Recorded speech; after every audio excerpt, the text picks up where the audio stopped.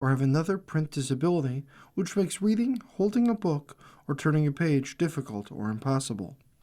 The content is copyrighted by the respective publishers. For more information, please visit us on the web at nfradioreading.org. Hello, this is Corrine, and for the next hour, I'll be reading from the August 3rd, 2026 issue of the Wall Street Journal on the Niagara Frontier Radio Reading Service. As always, thank you for joining us today. The highlights under Business and Finance are: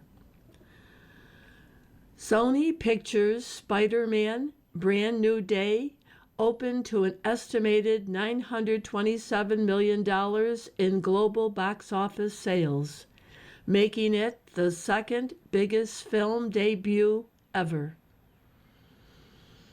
Math majors and PhDs are securing million-dollar pay deals from elite trading firms seeking to recruit the best and brightest amid fierce competition from AI companies. Major American oil companies have made little headway in tapping Venezuela's oil fields 7 months after the U.S. deposed strongman Nicolas Maduro. The first formal negotiations intended to steer Venezuela toward democracy kicked off without the political opposition's most influential leader. OPEC and its allies pressed ahead with another increase in oil production, aiming to complete the group's return of voluntarily withheld barrels to the market. Flight attendants at WSJ, Canada's second-largest airline, walked off the job after failing to reach an agreement with the carrier, grounding hundreds of flights. A group of former gaming executives are offering the gaming community the chance to power clean energy projects through a new PlayStation service that costs $34.99 a year or $3.99 a month. OpenAI said it has more than 1 billion active users and 2 million businesses using its artificial intelligence models, an announcement that came after the company said it would cut the price of several models. Now for the articles from the worldwide section. Trump refrained from a new attack on Iran as mediators made fresh progress on a plan to open the Strait of Hormuz, and some Persian Gulf states pressed the president to pursue dialogue with Tehran. California's Democratic Party endorsed the state's proposed billionaire tax in a win for its advocates 3 months before Californians vote on the measure. A divisive Democratic primary for Senate in Michigan on Tuesday will reveal whether a progressive and socialist groundswell has spread to the U.S. heartland.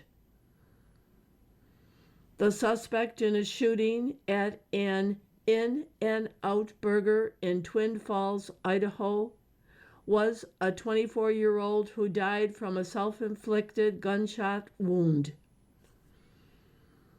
Wildfires destroyed hundreds of homes and forced thousands of people to evacuate in eastern Washington state. Trump rebuked Jeanine Pirro, the U.S. Attorney for the District of Columbia, after she dropped her effort to prosecute a man for allegedly vandalizing the reflecting pool. Spain expelled most of the tens of thousands of migrants who stormed into its enclave of Ceuta in North Africa. A dispute involving domestic abuse allegations against Ohio Representative Max Miller was further aired when Senator Bernie Moreno said his former son-in-law shouldn't continue to serve in Congress. At least 5 were killed and dozens were missing in a ferry fire in Indonesia. The picture on today's front page shows men on the ground battling a fierce fire. And that caption reads, "Dire Battle."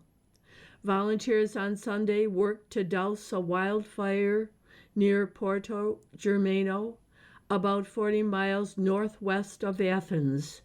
2 Greek firefighting helicopters collided on Sunday while battling a wind-driven fire, killing 2 crew members. And that headline, "Greece Fights Wildfires as Europe Crisis Spreads." The article, "Copters Fighting Wildfires Collide." 2 Greek firefighting helicopters collided in midair Sunday as they were battling a wind-driven wildfire west of Athens, sending 1 aircraft crashing to the ground. 2 crew members, a Greek and a Danish national, died. The collision laid bare the danger at the most volatile front of Europe's wildfire emergency. Strong winds drove flames deeper into the region of the Greek capital and forced fresh evacuation. France guarded a still-burning scar 4 times the size of Paris, while Spain's major fires stopped advancing. The aircraft were Bell helicopters operating over the Satha area west of Athens, each with a 2-person crew.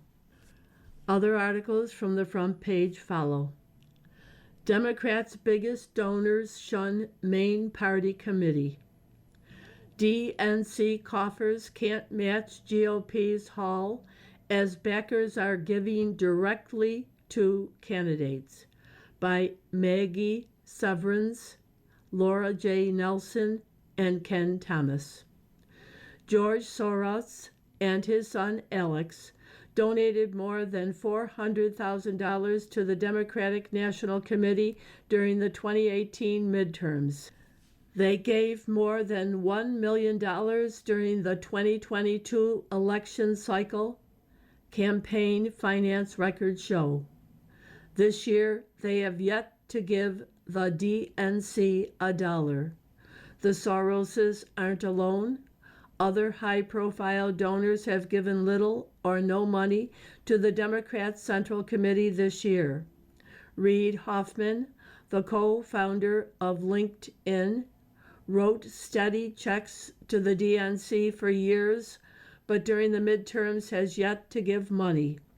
In a sign of the party's challenges, a running joke among some donors is that the DNC stands for Do Not Contribute, said one Democratic strategist who advises major party donors. Months ahead of midterm elections, the Democratic fundraising apparatus has a big donor problem. While many Democratic elites still feel bullish about taking back the House and are willing to throw big money at their favorite candidates, institutional fatigue, and in some cases, full-on drama, have set in among a number of the party's biggest donors. Like voters, donors say they feel disillusioned with Washington and the party establishment they have long supported. The DNC isn't the only problem spot for Democrats. Other Democratic committees and super PACs lag behind Republicans across the board. It is common for a party that is out of power in Washington to struggle. But Democrats are increasingly concerned it will hurt their chances of winning this fall as Republicans stack up more money in committees and PACs that can organize door knocking and air TV ads. Some of the problem is the lingering frustration among major donors over how their money was spent in the 2024 presidential election, when nominee Kamala Harris raised more than $1 billion, but still lost after a rushed process to nominate her. Others point to the divisions in the Democratic Party's donor base over the war in Gaza and an insurgent group of Democratic Socialists. Rufus Gifford, a former fundraiser for Harris and Barack Obama, put himself on the map last week as a major critic of DNC Chairman Ken Martin when he penned a Substack post saying Martin should step down.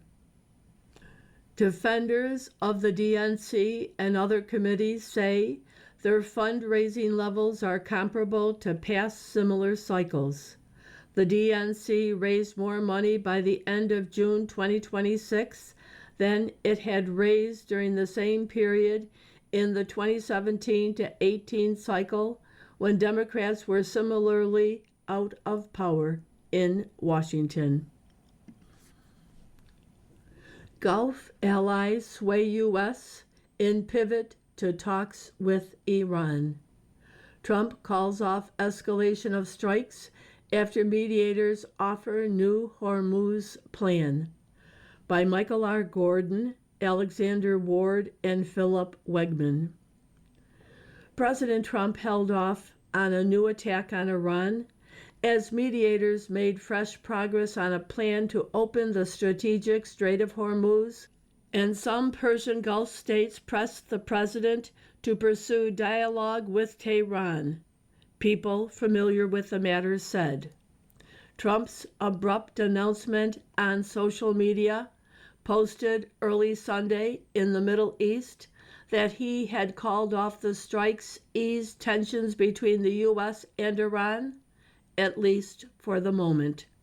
The question now is whether Trump's Gulf partners can make enough headway in the days ahead to reopen the strait to shipping and lay the groundwork for eventual talks on Iran's nuclear ambitions.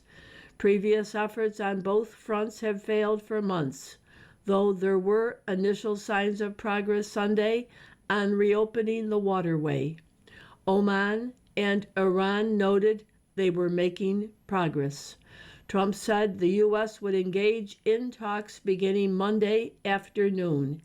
He said that he had been prepared to launch the biggest military attack since World War II, but had been talked down by U.S. allies. We were all set to go, but when the allies asked to call it off, you got to sort of say, well, let's see, he said. Still, if talks falter, as they have in the past, Trump could once again fall into a familiar cycle of reviving his military threats shortly after he shelved them. He is trying his hand now at a diplomatic solution to avoid military escalation, but there's no clear path, either diplomatically or militarily, to get Trump to a place where he can declare victory, said Vali Nasser, an Iran expert at Johns Hopkins University. This cycle has destabilized the Middle East and complicated the domestic agenda for Trump, a Republican.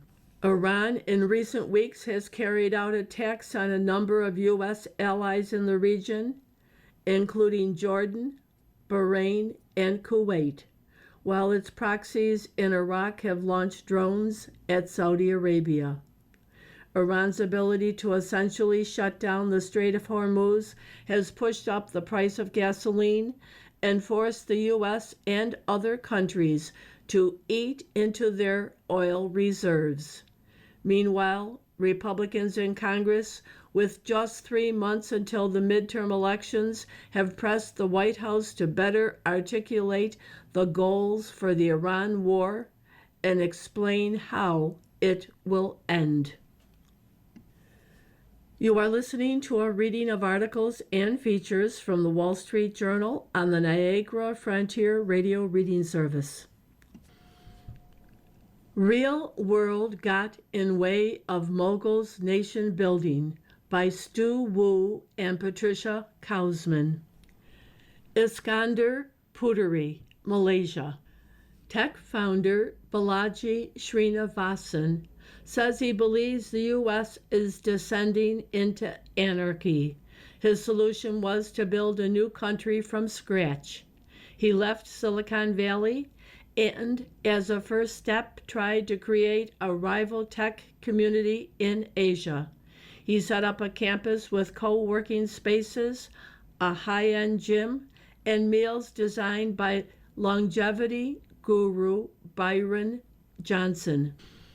He surveyed potential residents on their views on politics and pro-natalism, the high birth rate philosophy Srinivasan promotes. Byron Johnson wants to live forever. Sam Altman wants to build a machine of superintelligence. Elon wants to get to Mars. Srinivasan said on a recent podcast, "I just want to start a new country." The setting for this experiment was as surreal as it was grand. A hotel in a 100 billion Chinese-built luxury development in Malaysia that became a mostly empty ghost city. Now, 2 years in, his vision, called the Network School, is colliding with the real world. Participants complained about moldy rooms, dead nightlife, and not enough women. A downside similar to Silicon Valley. Then came an even bigger hurdle, the actual country in which they were living. Malaysian authorities launched an investigation into the school's residents after an Instagram post said the project housed citizens from Israel. Muslim majority Malaysia doesn't officially recognize that state and requires Israelis to get special permission to enter the country. Authorities said they haven't found wrongdoing. But last week, the local government ordered the project to shut down over unrelated licensing issues. Within hours, Srinivasan said on social media that he had signed an agreement to open a campus in Kazakhstan. In a response to questions for this article, Srinivasan wrote on X that the Instagram post was a hoax and that we respect Malaysia's sovereignty and are abiding by all Malaysian law. He said mildew is a common regional issue his team fixes as necessary. People came to the network school for self-improvement rather than partying, and there were plenty of women, he added. We are absolutely not simply for the tech bro, but for the tech dad, tech mom, tech family, and tech children, Srinivasan said. Srinivasan said the network school may get its own special economic zone, or we may build an artificial island from reclaimed land off the shore of a willing country, or we may even accompany Elon to Mars. In his 2022 book, The Network State, Srinivasan offered a peaceful alternative, saying it is better to build new societies from scratch. His playbook: first, people with shared beliefs form an online community. Next, members help each other earn money, pool funds to acquire land, and once big enough, seek recognition as a state. Trail of missteps in Guthrie case. 6 months after kidnapping, investigators have made little progress. By Valerie Bauerlein, Jared Matovich, and Hannah Critchfield. Tucson, Arizona. Savannah Guthrie, the co-host of America's longest-running TV morning show, hoisted her mother onto the national stage in November, drawing millions of viewers with a moving video tribute to her family and hometown of Tucson, Arizona. I grew up there, went to college there. My mom still lives there, Savannah told her Today Show audience in the November 5th broadcast. It was the most elaborate of a half dozen previous episodes that cast a spotlight on her mother, Nancy Guthrie. Honestly, a part of me has really never left, said Savannah, the family's youngest child. The video led viewers on an 8-minute tour of Savannah's past. During a stop at the Arizona Sonora Desert Museum, an owl perched on her gloved arm made her squeal like the girl she had been during her first visit there in grade school. Savannah crossed the town to the University of Arizona, her alma mater, and strode the quad in sunglasses and a sundress, trailed by the marching band playing the school's fight song, Bear Down, Arizona. This long article continues with their many traditions. Savannah spent the last show before her mother's abduction promoting the Winter Olympics. She took a leave of absence to be in Tucson with her siblings, serving as the family's liaison with authorities.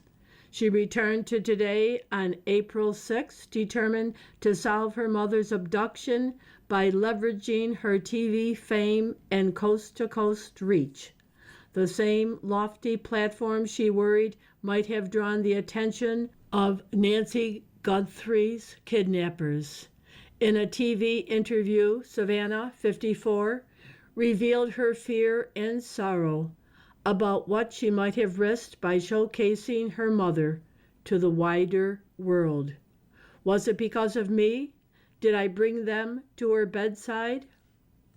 The department's first missing person call in the case was logged on 12:03 p.m. on Sunday, February 1st, according to a timeline provided by authorities.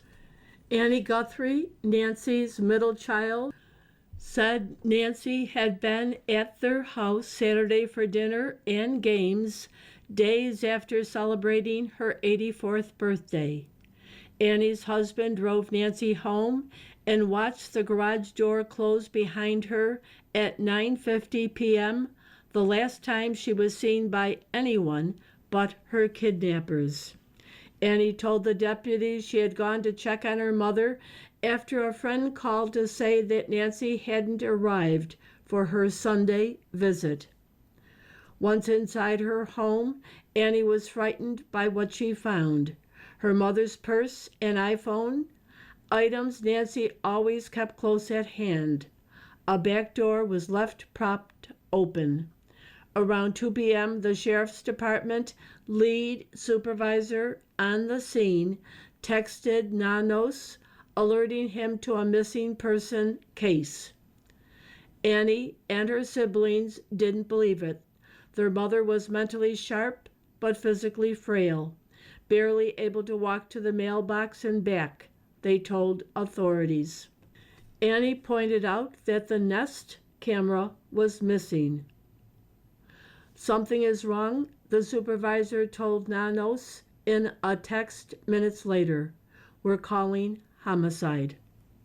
The head of homicide, Sergeant David Stivers, was reprimanded 2 months before Nancy's kidnapping for poor judgment, blamed for delays securing crime scene evidence in a homicide case, personnel records from public records request show. Charges in the homicide case were dropped for insufficient evidence. Stivers and his detectives arrived at Nancy's house in the late afternoon. For hours they gave little regard to the dried blood on the front porch, said people familiar with the investigation. They suspected the blood might have come from some unrelated head bump, nosebleed, or other incidental injury, the people said. Detectives worked to collect evidence, including blood samples. A DNA analysis later confirmed the blood was Nancy's, and it is now believed connected to her kidnapping. At 4 p.m., sheriff's deputies contacted volunteers to help search the neighborhood. The sheriff's department launched drones. Border Patrol agents went out with search dogs. Yet the sheriff's most powerful search and rescue tool was delayed for hours. The department's $1.7 million Cessna surveillance aircraft, equipped with both infrared and zoom lens cameras. The problem was finding a flight deputy to operate the camera systems. The senior pilot, assigned the Sunday shift, was demoted days earlier to patrol duty following a workplace complaint. Flight data showed that the plane began its search at around 6:30 p.m. By then it was getting too dark for its zoom lens cameras to be of much use. Deputies also failed to seal off the Guthrie property with police crime scene tape, a standard protocol. Detectives in an electronic message asked neighbors to review their doorbell camera footage, yet they asked only for hours from 7 a.m. to 1 p.m. Sunday. Nancy's pacemaker had stopped sending signals over Bluetooth hours earlier at 2:28 a.m. On Monday night, the CBS affiliate in Tucson received an online ransom note on the station's tip line. It began, "Hello, Savannah, we have your mother, Nancy." The sender used a masked IP address to render the message untraceable. On Friday, the family received a second message. "We never intended to hurt her," it said. "We are truly sorry." By then, the family knew the tragic contents of the second note. Nancy Guthrie wouldn't be found alive. This very long article details all the miscues that occurred. On February 24th, Savannah posted a video on Instagram announcing a $1 million reward for information leading to her mother's recovery. The second ransom note provided the sole clue. She is buried in nature now.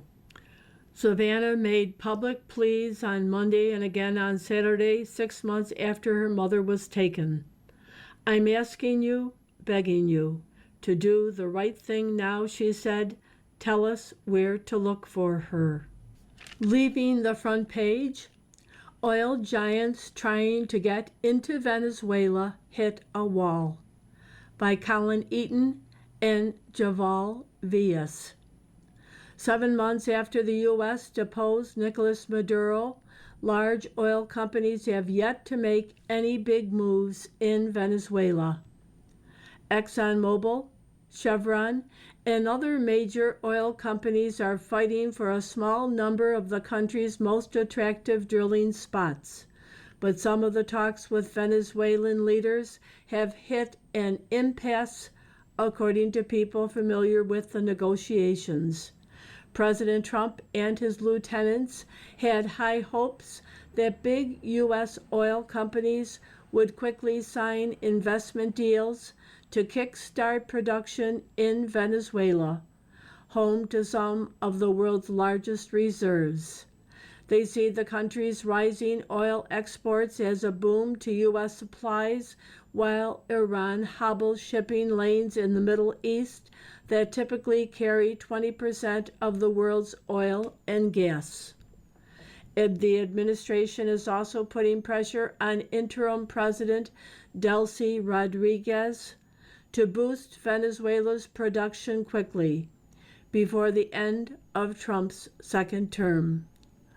Among the issues that have handicapped any big deals, major U.S. oil producers are interested in many of the same prize assets, including fields in the eastern Venezuela Orinoco Belt and the northeastern state of Monagas, and they want to secure the most favorable fiscal and regulatory terms possible.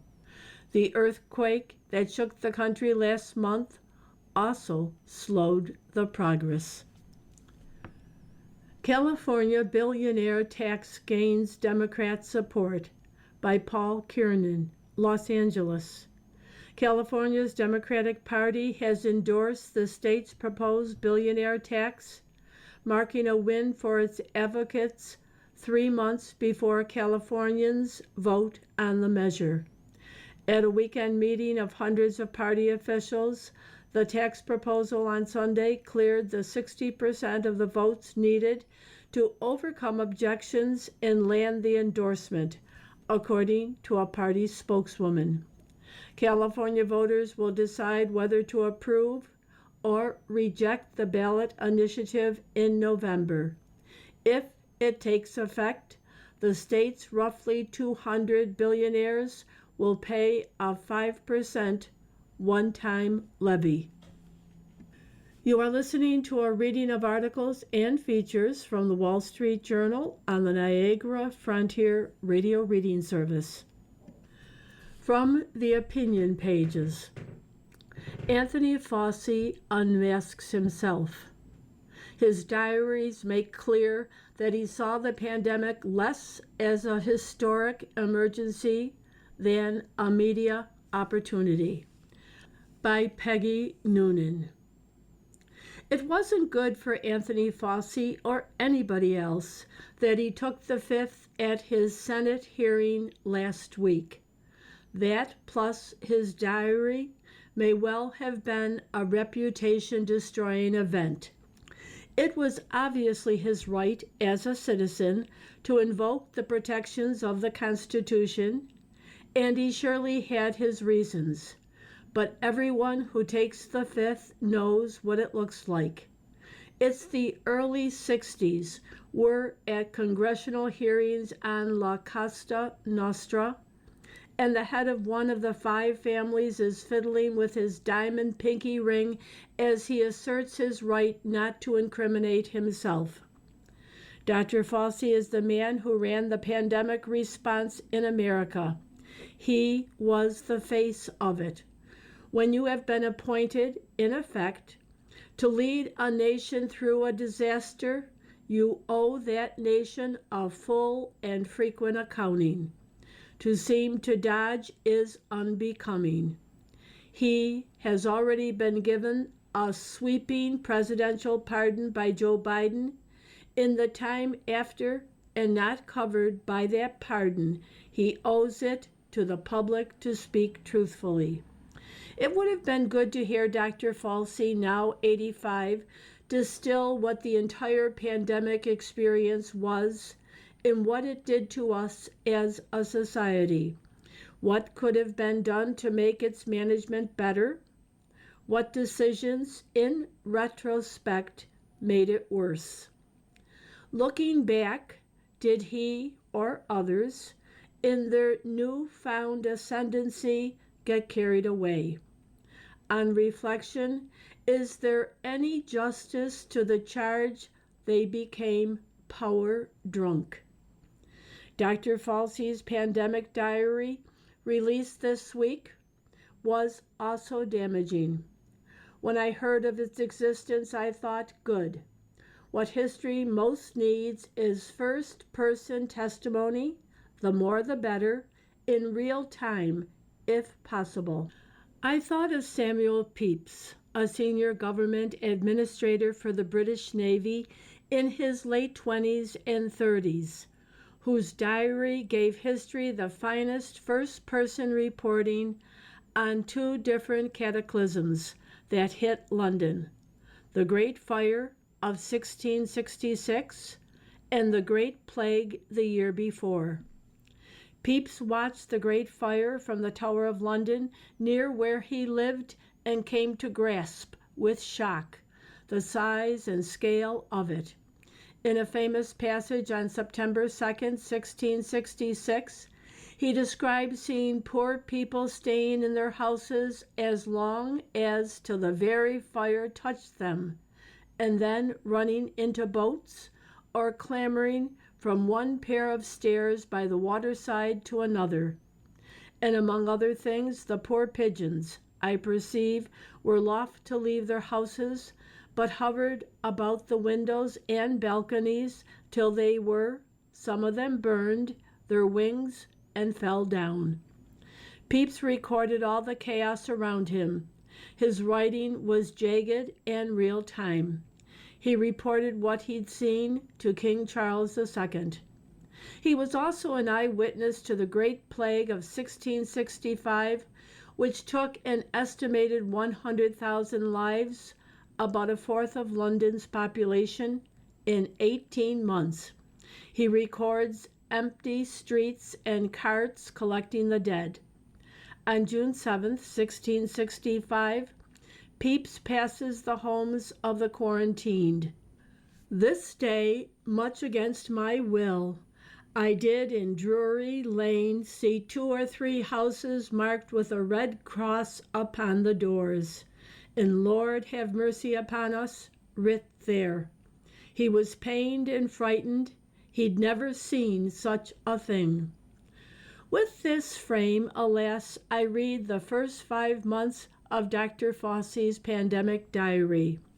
As has been reported, it isn't about witnessing or capturing the size and scale of a crisis or feeling shock or anxiety. It is about other things. On January 6, 2020, he goes to a Super A-list party. At a meeting later that month, House Speaker Nancy Pelosi hugs and kisses him and tells everyone how great I am. At another, President Trump tells Dr. Fauci, Lou Dobbs told me that you were one of the smartest, knowledgeable, and outstanding persons he knows.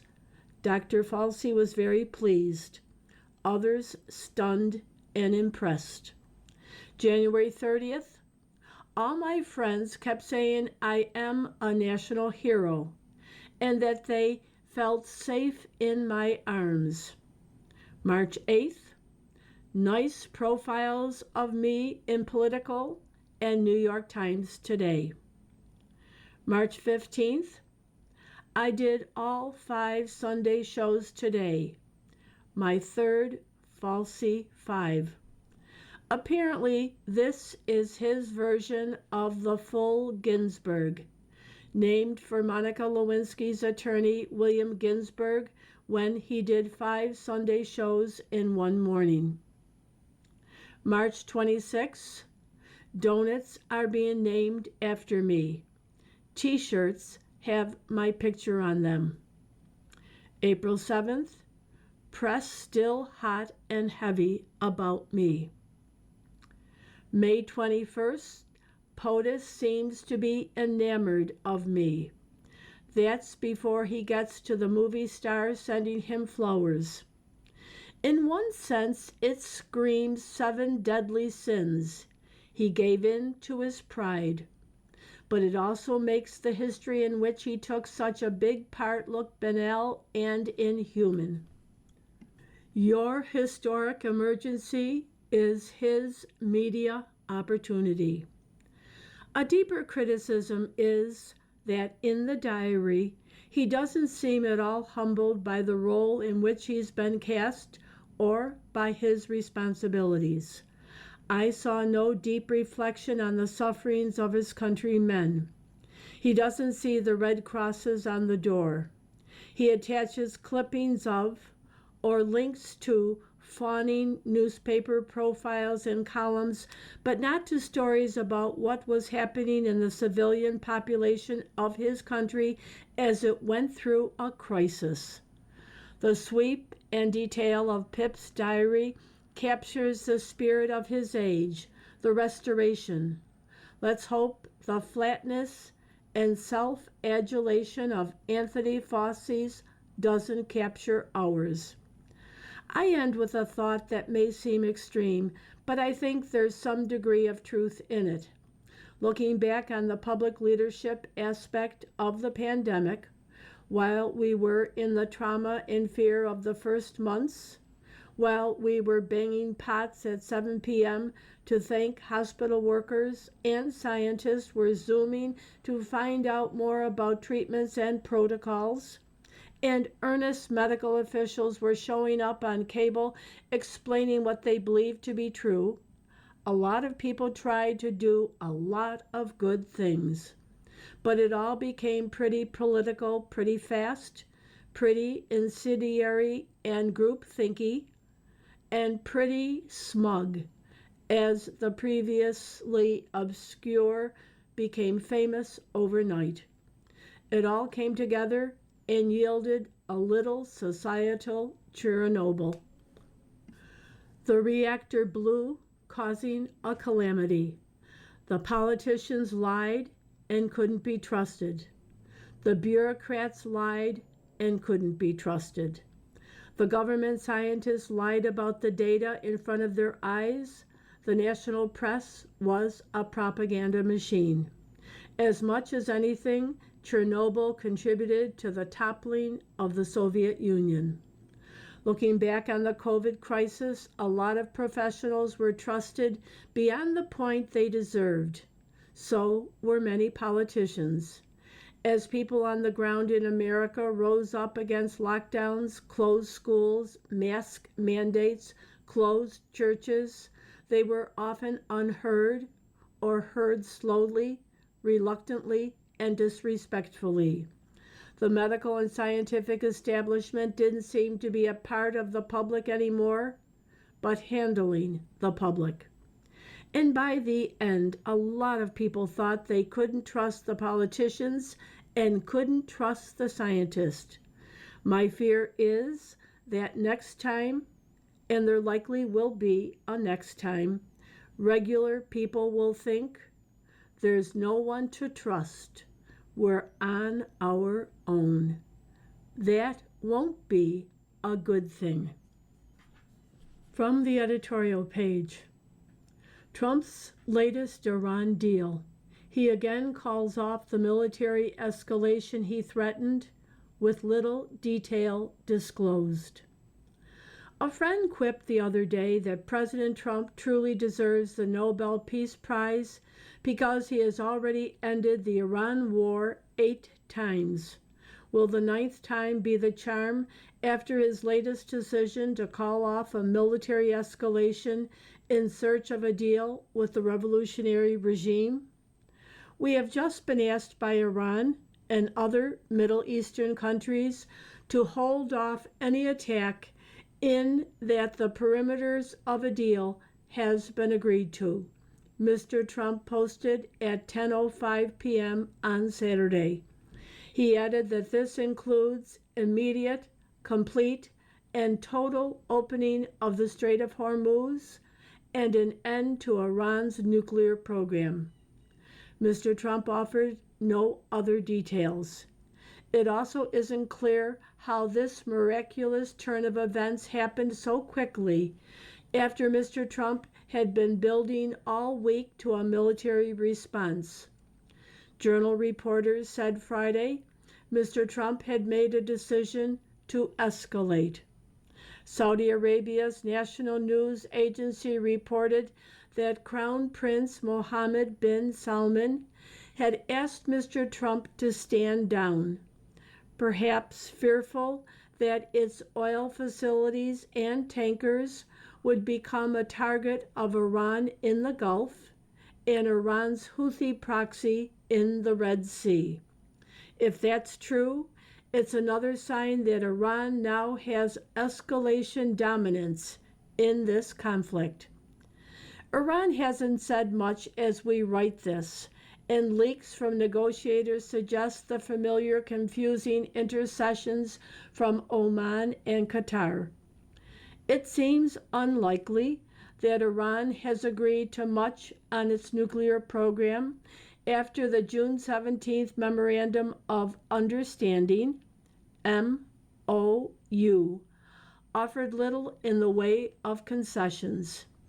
As for the Strait, Mr. Trump's latest threats of escalation followed Iran's attacks on shipping that tried to pass without its permission, as well as an unprovoked missile attack last week on a U.S. base in Jordan. By now it's clear that this up and down, back and forth, from war of annihilation to peace in our time, is Mr. Trump's chaotic way of war. He may think it keeps the enemy guessing, but it also keeps the American public unsure of what his war aims are or how he hopes to achieve them. No wonder the polls show voters have soured on the war. If Mr. Trump did restart the bombing, it isn't even clear what his strategic purpose would be, other than hoping that it would cause the regime to sign what he calls a deal. It's been clear since Mr. Trump agreed to a ceasefire in April that he wants out of the war. He's worried about the impact on the economy from higher oil prices, or, as he memorably put it, becoming the next Herbert Hoover. He also wants lower gas prices going into the midterm election, especially as his approval rating falls below Joe Biden's and Barack Obama's at a comparable period in their terms. Iran's regime knows signals of weakness when it hears them. It interpreted the poorly drafted MOU as an opening to let it control the strait and has kept taunting Mr. Trump with attacks on U.S. allies and bases. Mr. Trump lashes out with a tit-for-tat bombing response that so far hasn't caused Iran to bend. Iran also knows Mr. Trump is surrounded by advisors who didn't want the president to attack Iran at all and now want the conflict over on nearly any available terms. His aides think the cost of further fighting is higher than the damage to U.S. and Mr. Trump's credibility from a ceasefire that sees the initiative in the Gulf to Iran. The death of Senator Lindsey Graham removed a rare hawkish counselor. Has Iran now finally agreed to terms that can plausibly be called a U.S. victory, as Mr. Trump's Truth Social post suggested? Recall that when the MOU was signed, Mr. Trump's negotiators hailed the result and claimed the regime had turned a new leaf, as Vice President J.D. Vance put it, and wanted to become a normal country, despite 47 years of promoting terror and regional revolution. As ever, it pays to watch what Iran does, not what the regime and Mr. Trump say it will do. You are listening to a reading of articles and features from the August 3rd issue of the Wall Street Journal on the Niagara Frontier Radio Reading Service.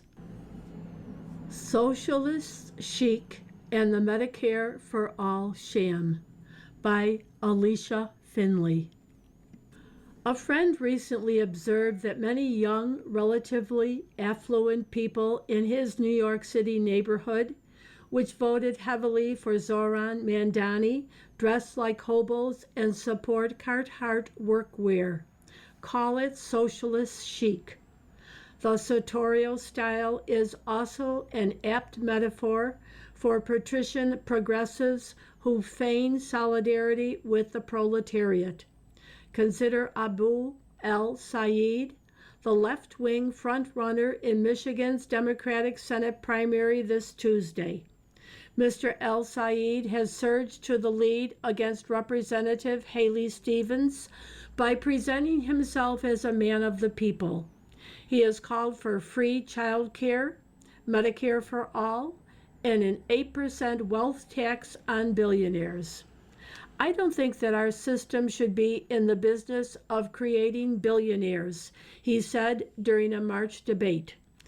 I think our system should be in the business of empowering everyday folks to be able to live a life with access to basic dignities that they need and deserve: good housing, good health care, affordable food.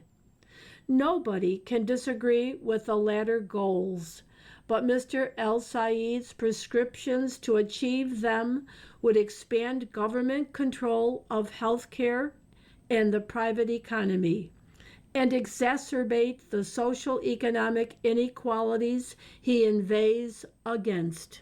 Mr. El Said, 41, earned a doctorate in public health from Oxford University and a medical degree from Columbia, though he didn't complete an internship and isn't licensed to practice medicine. Instead of caring for patients, he has spent his career nurturing ties to progressive groups. My career has never been about trying to maximize on money. Otherwise, I would have just gone and been a surgeon, he said in June. Still, he hasn't done too shabbily.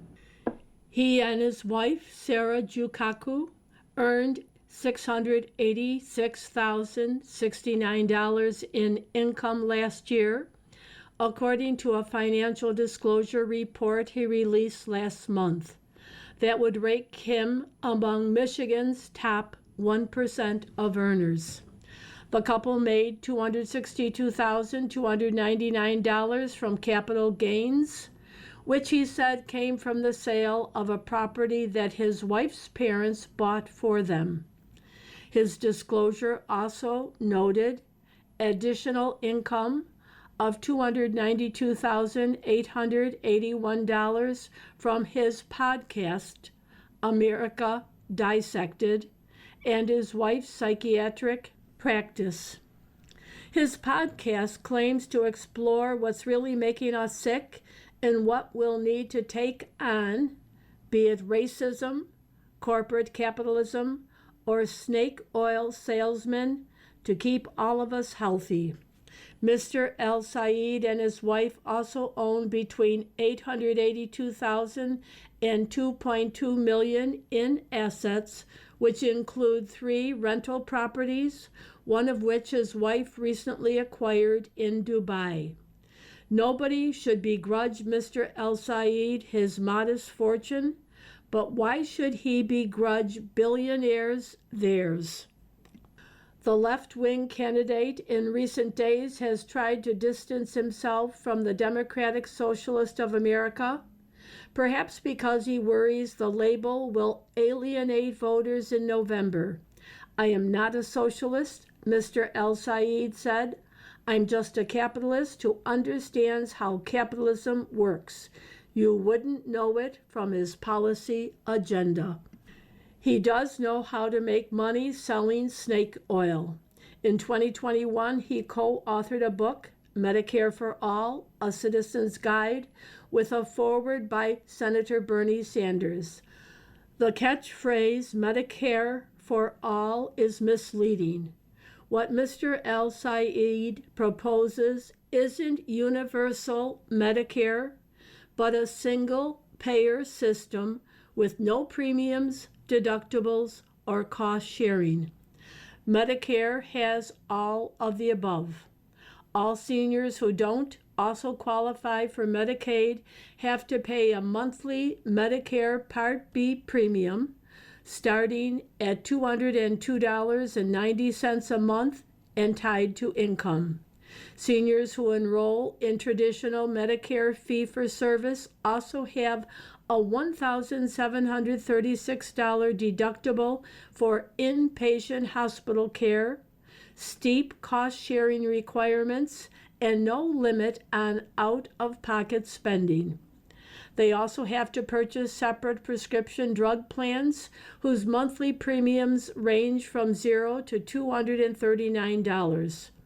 About 40% of seniors in traditional Medicare buy supplemental insurance policies to cover benefits like dental and vision care not provided by the government and for protection against catastrophic cost.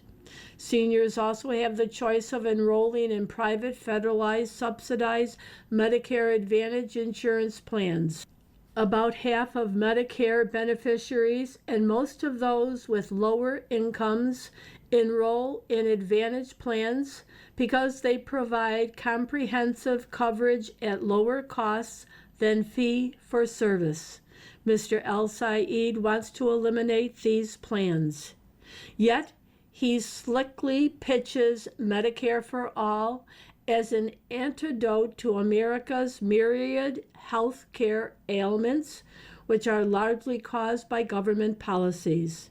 He complains that lower-income Americans struggle to access doctors. But that's primarily because of the Obamacare Medicaid expansion and low government reimbursement rates for physicians. Mr. El Said's idealized system resembles Medicaid, in which patients can wait months to see specialists. In single-payer systems in other countries where the government rations care, wait times are even worse. The Royal College of Emergency Medicine recently reported 15,860 avoidable deaths last year associated with long delays for Britain's National Health Service. The wealthy in countries with nationalized health systems can usually expedite care by paying out of pocket to see physicians, while the hoi polloi are consigned to long waits for substandard care. Like the rest of the socialist agenda, Medicare for All is a sham. Letters to the editor, thanks to the billionaires. I loved Rob Arnott's op-ed, "Thank you for your success," he said. He said that I have said thank God for people like Jeff Bezos, Bill Gates, Elon Musk, and everyone who has brought us technology to improve our lives. I grew up with telephone party lines in the 60s, snail mail, and reading physical newspapers, books, and magazines. There were no cell phones, no computers. I never begrudge anyone who is a millionaire or billionaire his money. He or she has developed vital products for the masses. By Martina Cansavalis, Morton Grove, Illinois. Another, who wins in a rent freeze? William McGurn has it right, except he omits one thing. It sure looks like the ultimate goal of Zoran Mandani's efforts is to confiscate negligent landlords' properties who've been left with no financially viable way to maintain their buildings and to give the properties to nonprofit groups, NGOs, and land trust. Freezing the rent without freezing operating cost will create a lot of potential targets. By James Bianco, Yonkers, New York. This has been the August 3rd edition of the Wall Street Journal, read by Corrine.